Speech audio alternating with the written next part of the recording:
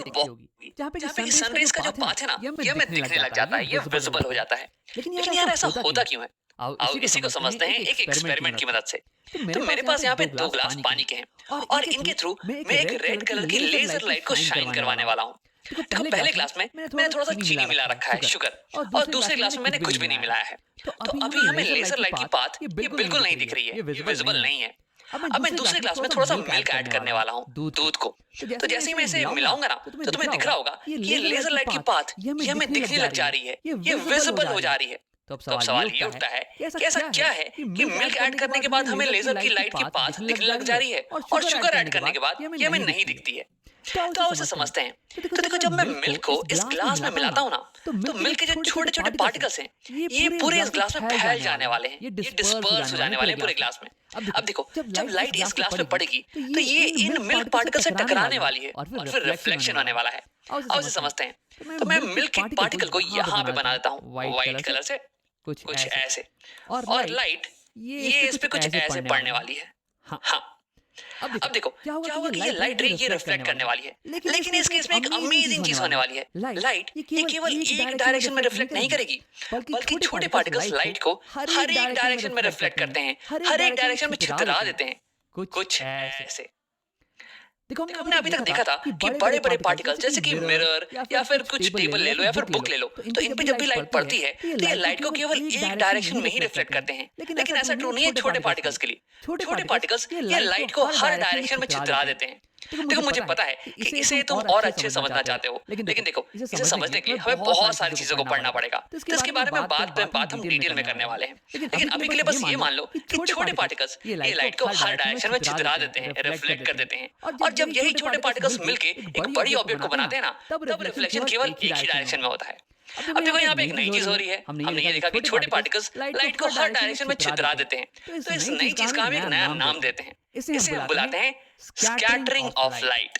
Scattering मतलब कि छितराना। अब आओ इसी की मदद से समझते हैं कि क्यों जब लाइट को हम मिल्क से पास करते हैं तो हमें उसकी पूरी पाथ क्लियरली दिखने लग जाती है। तो देखो मान लो कि मैं इस पार्टिकल को देख रहा हूँ कहीं यहाँ से, यहाँ पे मैंने बना दिया है अपना आँख।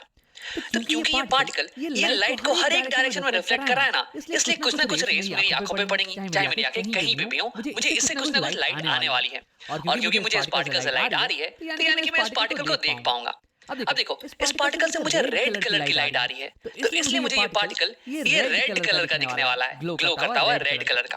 तो ठीक वैसे ही जब ये लेजर की लाइट इन मिल्क पार्टिकल्स पे पड़ेगी, तो जो सबसे पहला वाला मिल्क पार्टिकल होगा ना, ये लाइट को स्कैटर कर देने वाला है हर डायरेक्शन में। और हम क्योंकि यहाँ से कहीं इस एक्सपेरिमेंट को देख रहे हैं, तो हमें ये पहला वाला पार्टिकल ये रेड कलर का ग्लो करता हुआ दिखने वाला है। अब देखो एक और इम्पोर्टेंट बात, जब ये लाइट इस पार्टिकल पे पड़ती है ना, तो ये पार्टिकल सारी लाइट को स्कैटर नहीं करता है। इनफैक्ट ये बहुत ही कम लाइट को स्कैटर करता है। मैक्सिमम लाइट ये सामने सीधी लाइन पे चली जाती है, कुछ ऐसे।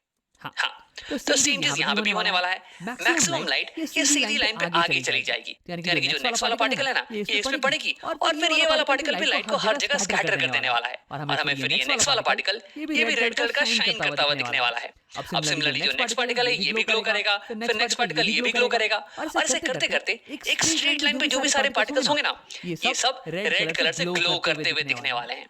लेकिन यार मिल्क के पार्टिकल्स तो बहुत ही छोटे होते हैं और बहुत ही पास भी होते हैं। ये तो हमें अपनी आंखों से नहीं दिखने वाले हैं, वो तो मैंने तुम्हें दिखाने के लिए इन्हें थोड़ा बड़ा बड़ा बना के रखा हुआ है। तो देखो असल में क्या होगा कि तुम्हें इंडिविजुअल पार्टिकल्स नहीं दिखने वाले हैं, बल्कि तुम्हें यहाँ पे एक स्ट्रेट रेड कलर की ग्लो करती हुई लाइन दिखने वाली है। ऐसा ही कुछ तो हमें स्टार्टिंग में दिख रहा था ना, एक्सपेरिमेंट के स्टार्टिंग में एक रेड कलर की स्ट्रेट लाइन। तो देखो जब लाइट ये मिल्क से पास करती है तो हमें उसका पाथ ये क्लियरली दिखने लग जाता है।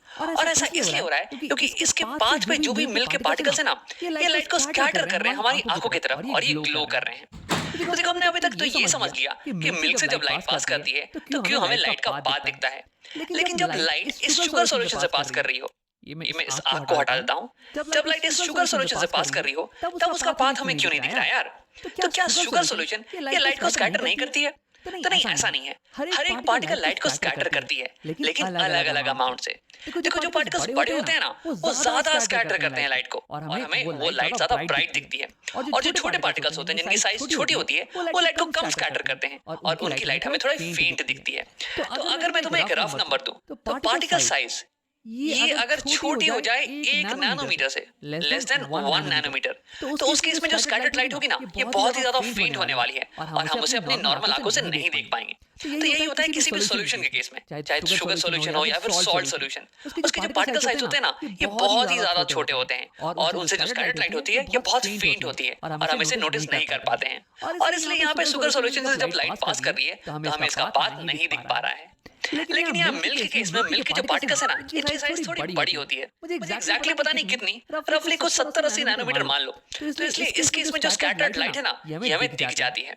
अब देखो, अगर पार्टिकल साइज कुछ ज्यादा बड़ी हो जाए ना, तो भी दिक्कत है।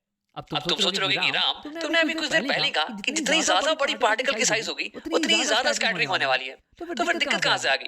तो तुम्हारी बात बिल्कुल सही है। जितनी ज्यादा बड़ी होगी पार्टिकल की साइज उतनी ज्यादा स्कैटरिंग तो होने वाली है। लेकिन दिक्कत किसी और चीज में है। आओ उसे समझते हैं।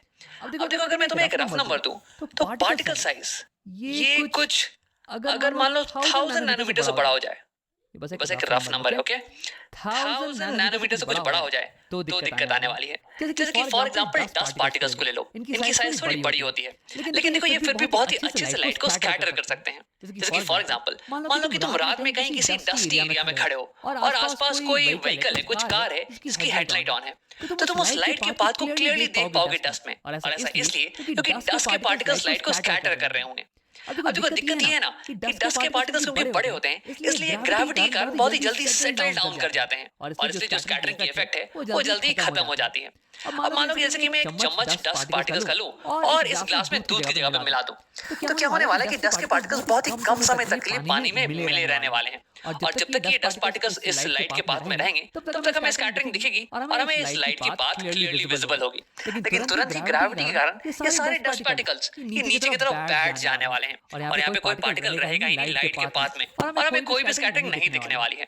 यानी कि अगर पार्टिकल की साइज बड़ी हो जाए तो वो ग्रेविटी के कारण बहुत ही जल्दी सेटल डाउन कर जाती है और इसलिए हमें स्कैटरिंग ये बहुत ही कम समय तक के लिए दिखती है।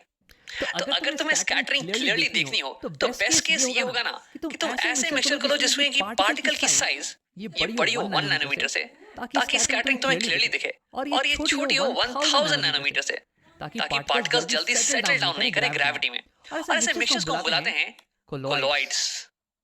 ये बेस्ट होता है स्कैटरिंग को देखने के लिए। और ऐसे मिक्सचर्स जिनमें कि पार्टिकल साइज 1 नैनोमीटर से छोटी हो इन्हें हम बुलाते हैं सॉल्यूशंस और ये वर्स्ट होता है स्कैटरिंग को देखने के लिए। इस केस में जो स्कैटर्ड लाइट होती है ना ये बहुत ही फेंट होती है और ये हमें क्लियरली नहीं दिखती है। और ऐसे मिक्सचर जिनमें कि पार्टिकल साइज ये 1000 नैनोमीटर से बड़ी हो इसे हम बुलाते हैं सस्पेंशन। और इनकी प्रॉब्लम ये है कि ये बहुत ही जल्दी ग्रेविटी के कारण नीचे सेटल डाउन कर पाते हैं। तो इसलिए क्या होता है कि लाइट के पाथ में कोई पार्टिकल बचता ही नहीं है, यानी कि कोई स्कैटरिंग दिखती ही नहीं है हमें। तो अभी तक हमने सारे इंपॉर्टेंट चीजें तो देख ली। अब आप एक्सपेरिमेंट पे वापस आते हैं और एक इंटरेस्टिंग चीज देखते हैं। तो अगर मैं यहाँ पे शुगर सॉल्यूशन पे फोकस करूं तो तुम्हें लाइट का पाथ ये हल्का हल्का दिखने लगेगा। लेकिन देखो ये हमें शुगर सॉल्यूशन के स्कैटरिंग के कारण नहीं दिख रहा है, बल्कि अगर मैं तुम्हें जूम इन करके दिखाऊं तो तुम्हें दिखेगा कि यहाँ पे कुछ डस्ट के पार्टिकल्स हैं जो कि लाइट को स्कैटर कर रहे हैं। तो जब मैं शुगर को डाल रहा था ना उसके साथ साथ कुछ डस्ट पार्टिकल्स भी ऐड हो गए और इन डस्ट पार्टिकल्स की साइज ये 1000 नैनोमीटर से बड़ी है और इसलिए इन्होंने एक सस्पेंशन क्रिएट कर दिया यहाँ पे और इसी कारण हमें लाइट की पाथ हल्की से दिखनी चालू हो गई है। अब अगर तुम यहाँ पे ध्यान से देखो तो तुम्हें एक बड़ा सा डस्ट का पार्टिकल दिखने वाला है। ये इतना बड़ा है कि हम इसे डायरेक्टली देख सकते हैं। अब थोड़े ही समय में ये लाइट के पाथ के बीच में आने वाला है और जैसे ये बीच में आएगा ना वैसे ये बहुत ही ब्राइटली लाइट को स्कैटर करने वाला है। देखो ध्यान से ये आ गया लाइट के पाथ के बीच में। हाँ देखो ये कितना ब्राइटली ग्लो कर रहा है, ये कितना ब्राइटली लाइट को स्कैटर कर रहा है। तो देखो पार्टिकल जितने ही बड़े होते हैं ये उतना ही ज्यादा लाइट को स्कैटर करते हैं, लेकिन इनके साथ प्रॉब्लम ये है ना कि बहुत ही जल्दी ग्रेविटेशन के कारण सेटल कर जाते हैं नीचे की तरफ और ये जब लाइट के पाथ से हट जाएंगे तो फिर स्कैटरिंग तो होने वाली है ही नहीं। तो इसलिए सस्पेंशन के केस में कभी भी स्कैटरिंग को देखोगे ना तो वो कोलॉइड के कंपैरिजन में बहुत ही कम होने वाली है। इसलिए अगर तुम्हें स्कैटरिंग को अच्छे से देखना है तो हमेशा कोलॉइड्स को पिक करना। अब एक आखिरी चीज, जब भी हम कोलॉइड्स के केस में स्कैटरिंग की बात कर रहे हो तो उसे हम एक स्पेशल नाम देते हैं। इसे हम बुलाते हैं टिंडाल इफेक्ट या फिर टिंडाल स्कैटरिंग। और ऐसा इसलिए क्योंकि जॉन टिंडाल करके एक साइंटिस्ट थे जिन्होंने इस पे बहुत ज्यादा स्टडी की, तो उन्हीं के नाम पे हमने इसका नाम रख दिया है टिंडाल इफेक्ट। अब इस वीडियो में हमने देखा कि स्कैटरिंग ऑफ लाइट ये क्या फिनोमेना होती है और इसकी मदद से हम लाइट के पाथ को कैसे क्लियरली देख पाते हैं।